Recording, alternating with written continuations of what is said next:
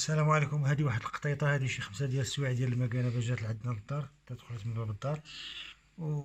وليت الانتباه ديالي في هذه القطيطه. سبحان الله العلي العظيم، ان عويناتها صغار زياده على العوينات اللي هما صغار مخالفين العوينات ديال المشوش العاديين تيكونوا كبار. ان ودنيها فيها 4 ديال الودينات، 2 ودينات من كل جهه، وحده كبيره.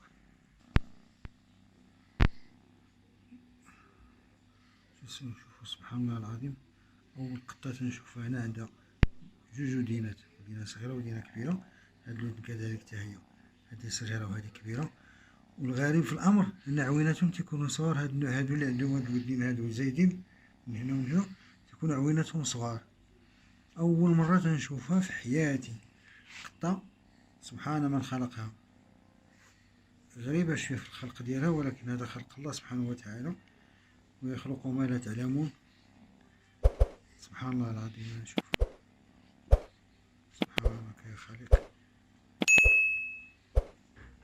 والغريب ان هاد القطيطه هادي جات راسها للدار، ممربينهاش، جات هي الراسة دخلت للدار، ومرحبا بها، ونربيوها ان شاء الله بحوله وقوته بحال جميع المخلوقات.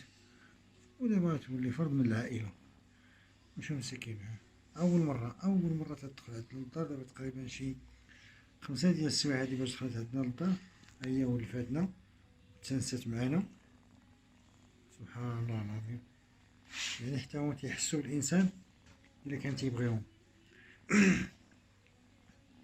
هما عندهم إحساس الإنسان إلا كان تيبغيهم. وعوينات عندها صغيورين. سبحان الله العظيم.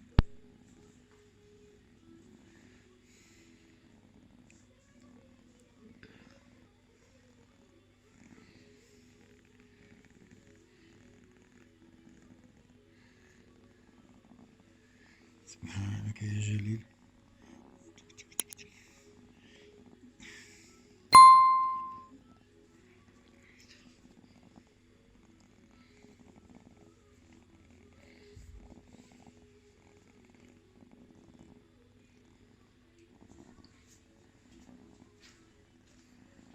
نشوفوا البلدينات هذه، البلدينات.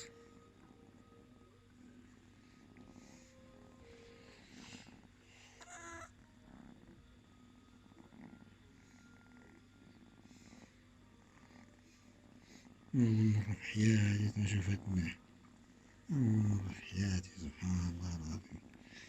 منظرهم زوين تبارك الله. مبغيتيش تقيس كلوديناتك؟